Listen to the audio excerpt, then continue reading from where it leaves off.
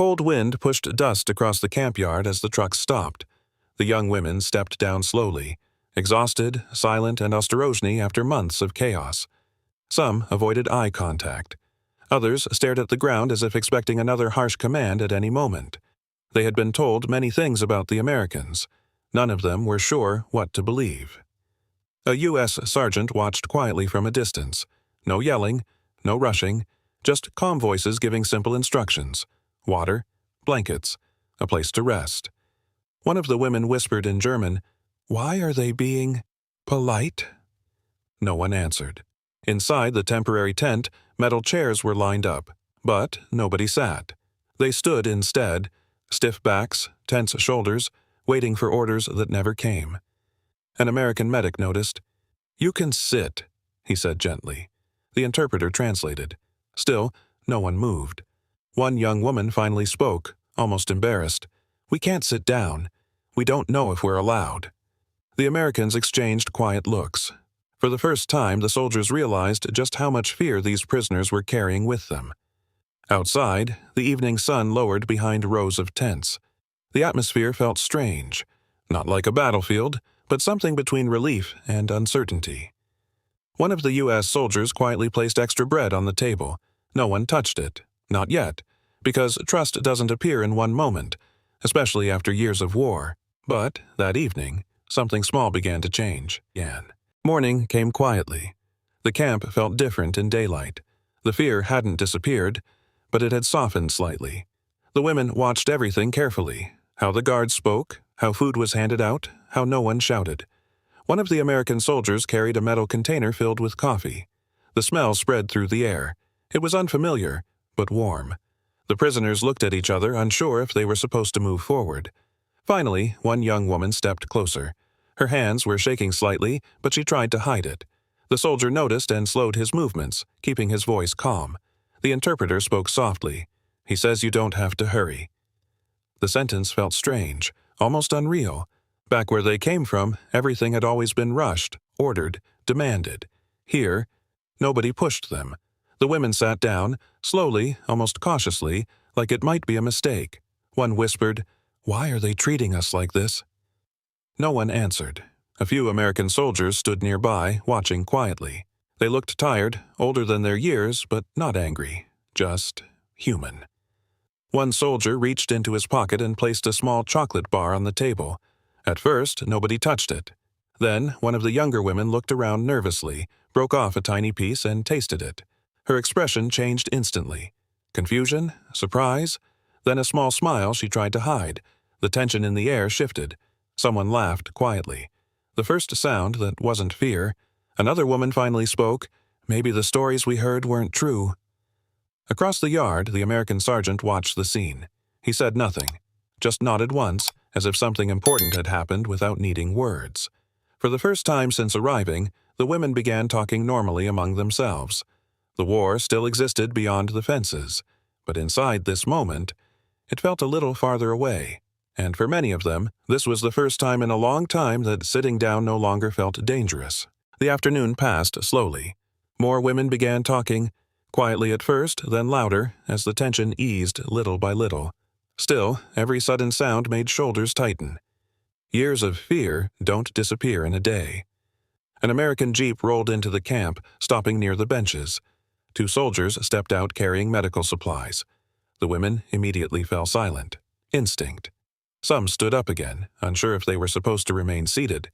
The sergeant noticed and raised his hand gently. "No rush," he said. The interpreter repeated the words. One of the women frowned. She watched the soldiers carefully, waiting for the tone to change, waiting for the moment kindness would end. It never did. The medic sat beside a table and opened his bag. Bandages, medicine, clean cloths, simple things. But for many of them, they looked almost luxurious after months at the front. One young woman hesitated before approaching. Her sleeve was torn, a deep bruise visible on her arm. She tried to hide it. The medic nodded toward the chair. She froze again. Sitting still felt wrong, like giving up control. The interpreter smiled gently. "You're safe here." Slowly, she sat. The other women watched closely. Every movement felt important, like a test. The medic worked quietly, careful not to startle her. No harsh words, no rough gestures, just calm hands. When he finished, he handed her the cleaned bandage. She stared at it for a moment, confused, then whispered something softly in German. Another woman translated, "She said, no one has treated her this carefully in a long time." Silence spread across the benches. One by one, others stepped forward. Small injuries, tired faces, nervous glances. Across the yard, the American soldiers relaxed a little. Some joked quietly with each other, trying not to make the moment feel heavy. The women noticed that too. They expected distance. Instead, they saw ordinary people, tired, dirty from war, but not monsters. As the sun lowered, the atmosphere changed again. Someone laughed softly at a misunderstanding during translation. Then another. Soon, quiet conversations filled the space. One prisoner looked around and said, "Maybe. This is the first time we can breathe." No one disagreed. The war was still real, the future still uncertain. But something invisible had shifted. Fear was no longer the loudest feeling in the camp, and for the first time trust began to appear, not as a decision, but as a slow, careful process. Evening settled slowly over the camp. The air became quieter, softer. Conversations that felt impossible just a day before now filled the space in low voices. Some of the women were sitting more naturally now, though many still kept their backs straight, as if ready to stand at any second. An American soldier placed a small radio near the supply table. Soft music crackled through the speaker, distant, almost fragile. The women exchanged confused glances. Music? In a camp? One of them shook her head in disbelief. Nearby, a group of soldiers laughed quietly about something none of the prisoners understood. The laughter wasn't loud or mocking, just normal, tired men trying to forget the war for a few minutes. That normality felt strange. One woman watched closely, her expression tense. Finally, she asked the interpreter a question. "Why are they acting like this? The war isn't over." The interpreter hesitated, then answered, "Because for them, today is quiet." The words lingered. Quiet, a word that had almost disappeared from their lives. Later, as food was handed out, one of the younger prisoners stood frozen again. She held the plate, but didn't move away. The American sergeant noticed. "You okay?" he asked softly. She looked at him, surprised that the question was meant seriously. After a long pause, she spoke, quietly, almost embarrassed. "Are we supposed to eat before you?"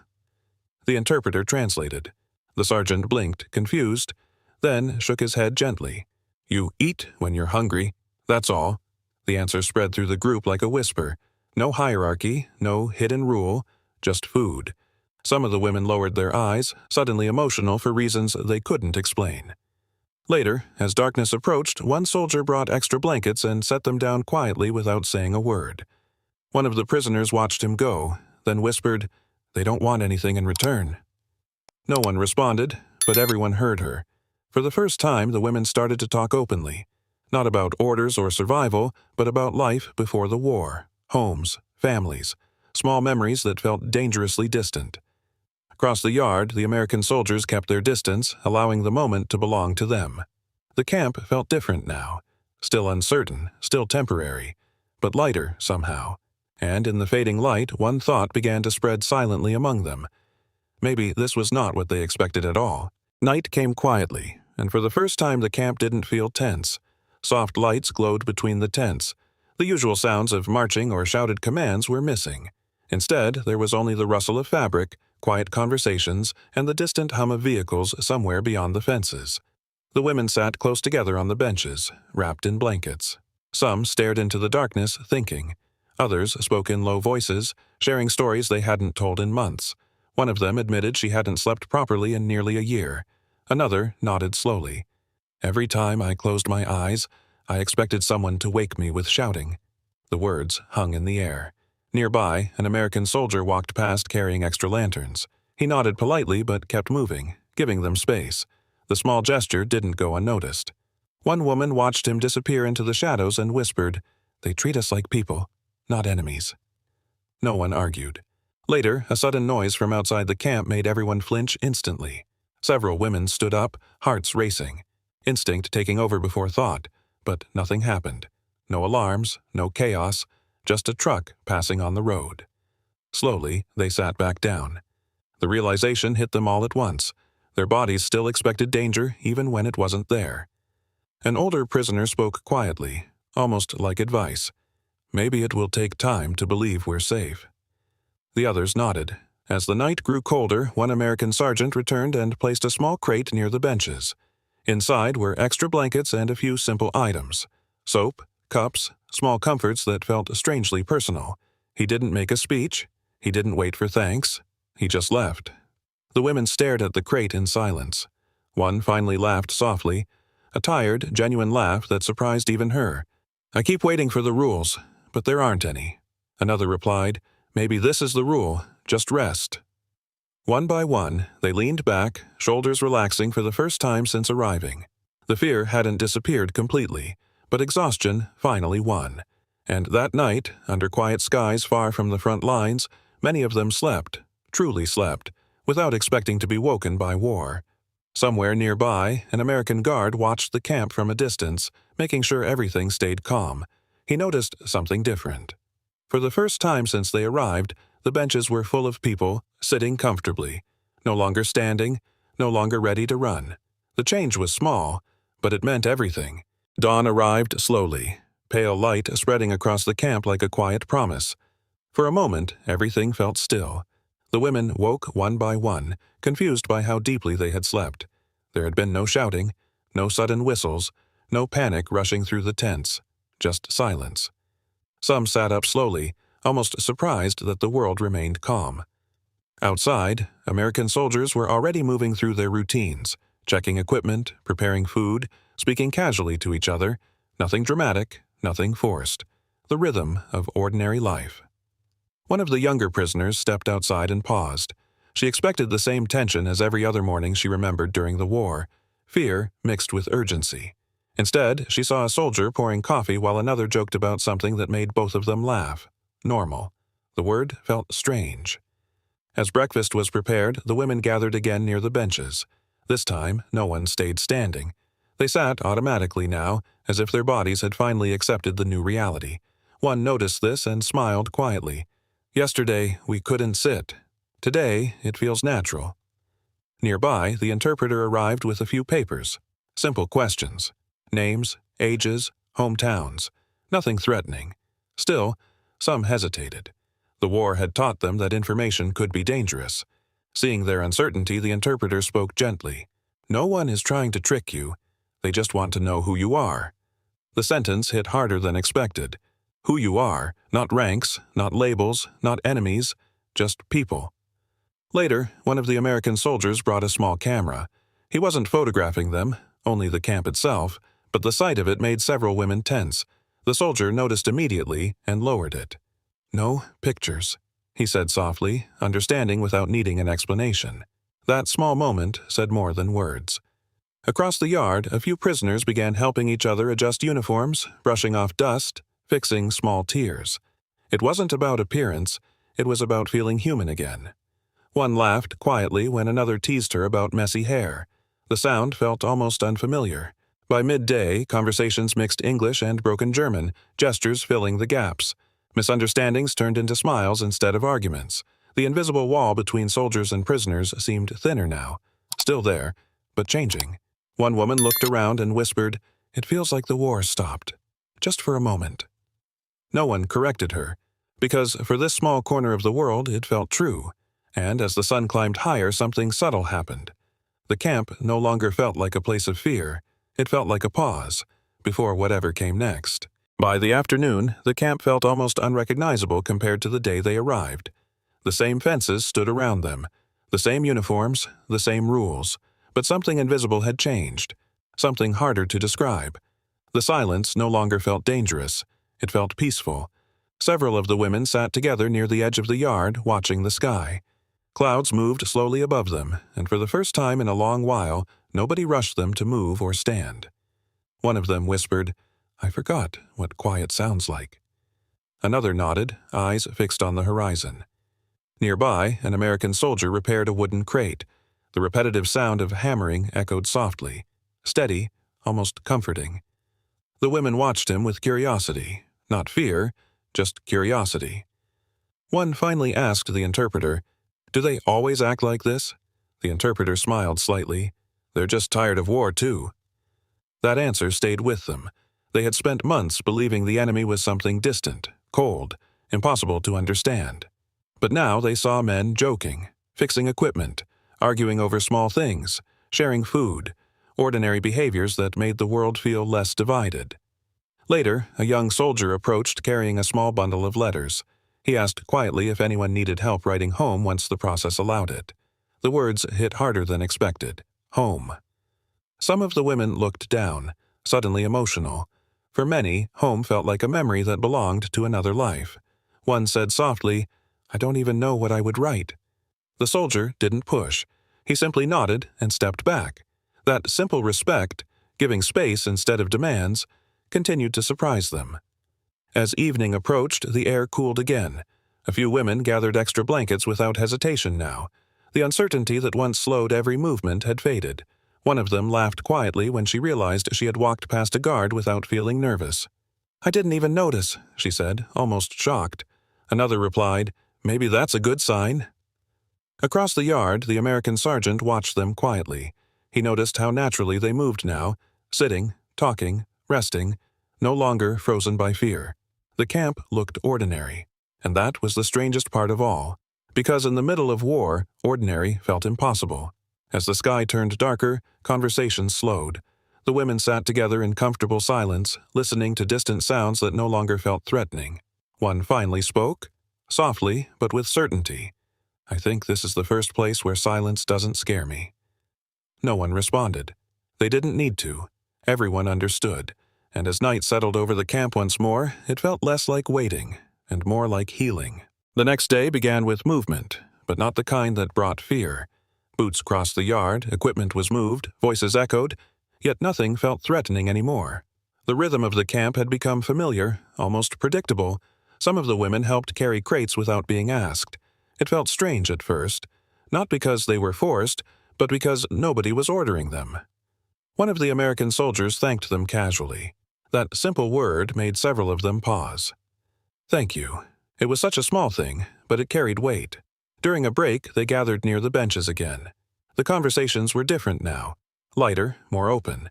They talked about ordinary memories, school, families, music, small moments before the war changed everything. One woman laughed while describing a childhood story, and for a second everyone forgot where they were. The laughter felt real.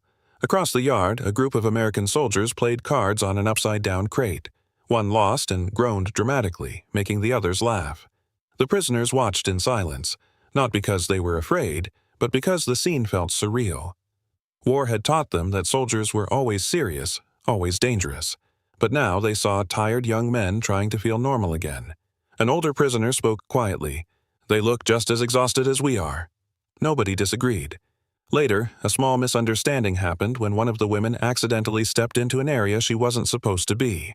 She froze immediately, expecting harsh words. Instead, the guard simply pointed gently and smiled. "No problem. Just over there." The interpreter translated, but the message was already clear from his tone. The woman nodded and walked back, visibly relieved. Her friends noticed. Something had changed deep inside them, a tension that had slowly loosened over days. As evening came, the camp grew quieter again. The women sat closer together, watching the light fade over rows of tents. One said softly, "I don't feel like a prisoner anymore, just someone waiting." Another looked at her and nodded, waiting for news, waiting for home, waiting for the war to end, but no longer waiting in fear. Nearby, an American soldier lit a lantern and placed it near their bench before walking away without a word. The warm glow spread across their faces. Nobody said anything for a long time. The silence felt safe now, not empty, but peaceful, and in that quiet moment, many realized something they never expected. The people they once imagined as enemies had become the reason they could finally breathe again. The war still existed beyond the fences, but inside the camp, humanity had quietly taken its place.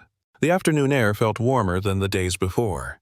The camp moved with a quiet rhythm now, routine replacing uncertainty. The women noticed how naturally they walked across the yard, how they no longer watched every movement around them with suspicion. Something invisible had shifted again. They didn't realize when it happened. It just did. A supply truck arrived and several soldiers began unloading boxes. One of the women stepped forward instinctively to help, then paused, unsure if she should. The soldiers smiled and nodded. That was enough. Soon, several of them were passing crates together, small conversations forming between broken English, gestures, and shared smiles when words failed. At one point, a box slipped from someone's hands, spilling food across the ground. Everyone froze for half a second, old instincts expecting anger. Instead, one of the soldiers laughed, shrugged, and knelt to pick things up. The tension dissolved instantly. One of the women laughed too, loud and genuine, surprising herself. The moment felt simple, ordinary, but it meant more than any speech. Later, as they rested near the benches, the American sergeant approached with the interpreter. He explained that some transfers might happen soon. Different camps, different locations. The words brought mixed reactions. Relief, but also uncertainty.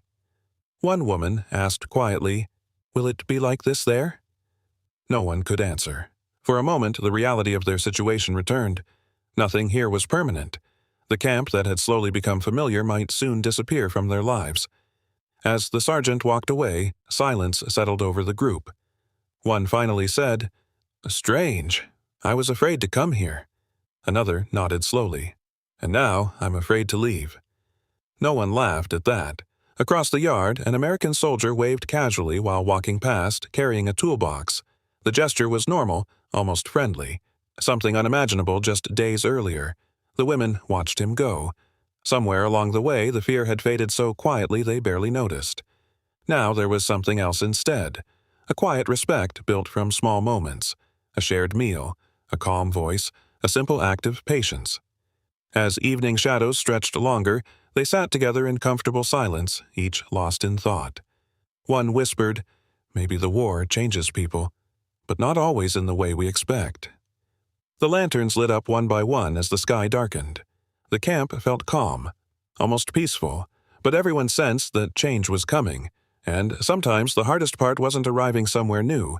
It was leaving a place where you had finally learned how to feel safe again. The last morning arrived quietly. No one said it out loud at first, but everyone felt it. Something was different. The camp moved with unusual purpose. Trucks were being checked. Papers were passed between soldiers. Small groups gathered, waiting for instructions. The women noticed immediately. Today was the day. Some packed their few belongings carefully, folding blankets and adjusting uniforms that now looked less like symbols of war and more like reminders of how far they had come. The benches where they had once stood too afraid to sit were almost empty. One of them ran her hand along the worn wood, remembering the first evening, trembling, unsure, convinced that danger was waiting. It felt like another lifetime. The interpreter confirmed the news. Transfers would begin soon. Quietly, the group gathered one last time near the edge of the yard. Nobody spoke much. Words felt too small for what they were feeling. Across the camp, American soldiers continued working, but many glanced over, aware this was goodbye without needing to say it. One of the younger women whispered, "I thought this place would be the worst moment of my life." Another replied softly, "Instead, it became the first calm one." The silence that followed wasn't heavy anymore. It was warm. The American sergeant approached slowly. He didn't give a speech. He didn't try to make the moment dramatic. He simply nodded. "Good luck," he said. The interpreter translated, but the meaning was clear before the words finished. One of the women stepped forward slightly, hesitating, then offered a quiet thank you. The sergeant seemed surprised, then gave a small smile. Nothing more needed to be said. As the trucks prepared to leave, the women climbed aboard. This time, they didn't look frightened. They looked thoughtful, changed. The engine started, rumbling softly. Several soldiers lifted their hands in simple farewell gestures. The truck began moving. As the camp slowly disappeared behind them, one woman turned to look back. The tents, the benches, the small lanterns, all growing smaller in the distance. She spoke quietly, almost to herself. "We came here as enemies, but we leave remembering kindness." No one argued. The road stretched ahead, uncertain and long. But something inside them was different now. They had learned that even in the middle of war, moments of humanity could exist. Small, quiet moments that didn't change history, but changed people. And as the camp faded completely from view, the silence inside the truck felt peaceful, for the first time in a long while. They weren't afraid of what came next. The end.